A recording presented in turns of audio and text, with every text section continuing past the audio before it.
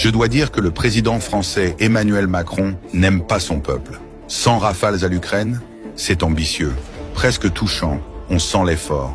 La France n'a jamais envoyé autant d'avions nulle part depuis longtemps.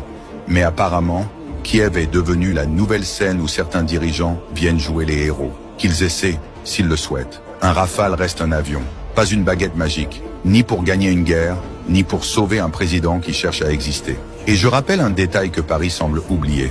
Lorsqu'un pays fournit des armes destinées à frapper la Russie, il devient partie prenante du conflit. Il peut proclamer le contraire autant qu'il veut, cela ne change rien. La réalité ne négocie pas avec les illusions.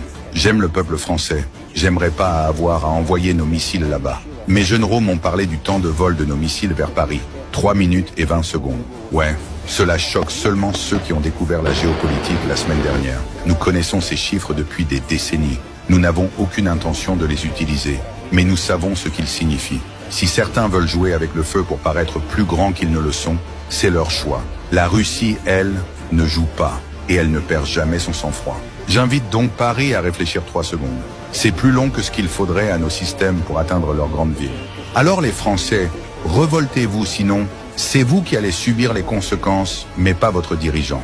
Si vous avez aimé le discours de Monsieur Poutine, donnez votre avis dans les commentaires, partagez la vidéo massivement et abonnez-vous pour plus de géopolitique.